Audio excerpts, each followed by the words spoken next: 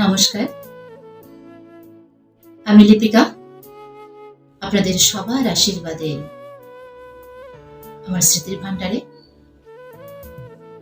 আপনাদের জন্য আরো একটি নতুন কবিতা সংযোগ করার সুযোগ পেয়েছি। ধন্যবাদ আপনাদের সকলকে। শুনতে থাকুন, আশা করি ভালো লাগবে।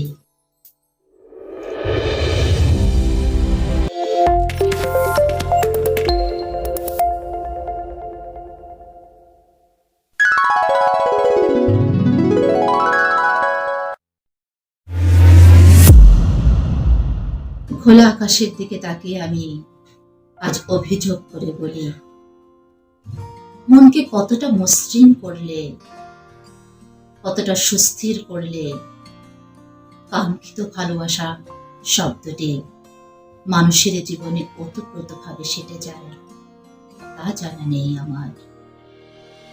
আমার চোখের সামনে তো কত মিরাক্কেল ঘটে গেল, কত মানুষের জীবনে ভালো থাকা তুমি শ্রান্ত ধীর হয়ে আষ্টে পৃষ্ঠে থেকেও যাও নিরলস ভাবে।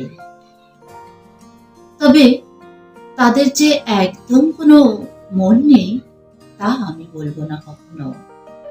তাদেরও মন আছে, তবে তা ফলহীন গাছের শক্ত কাটার মতো করা আবৃত। তবু সব ভালো থাকা বুঝি তাদের জন্য। কয়েক দশকের চেনা মানুষগুলোর কাছে আমি আজও আপন হতে পারিনি, অজানা কারণে।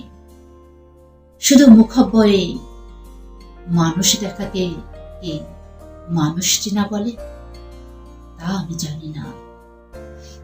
কাছে গেলেই বুঝে যায় দূরত্ব কতটুকু। একটা সময় ছিল যখন আমার স্বপ্নগুলো রঙিন ঘুড়ি হয়ে ঝকমকে নীল আকাশে উঠত। ঘড়ির ছোটাছুটির শো শো শব্দ শুনতে পেত সবাই।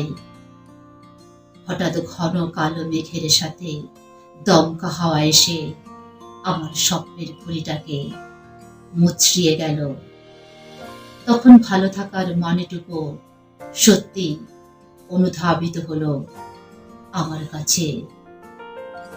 যে মানুষটা একসময় বলেছিল সারাটা দিন আমার সাথে থেকেও নাকি আড়ালে আমাকে নিয়ে এইভাবে, যে একটা মানুষ এতটা ভালো হয় কিভাবে, সে আজ আছে স্বেচ্ছায় আমার থেকে ঢের দূরে।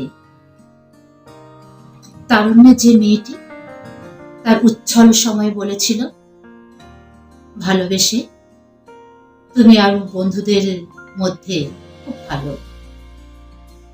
অজ্ঞাত কোনো কারণে আমাকে সে আজ বিষোদ্ধার করে। সে আজ আমার দৃষ্টির সীমানার বহু দূরে। মানুষ আমাকে এতটা ভালোবাসে, কালের পরিক্রমায় সে মানুষগুলি আড়ালে ছোট করে আমাকে নিয়ে কথা বলে।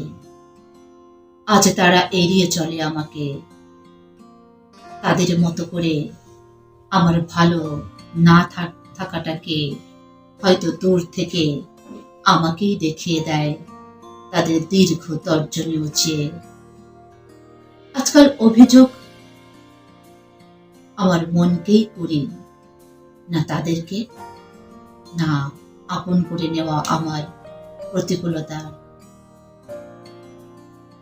আঁকড়ে থাকা এই সময়কে।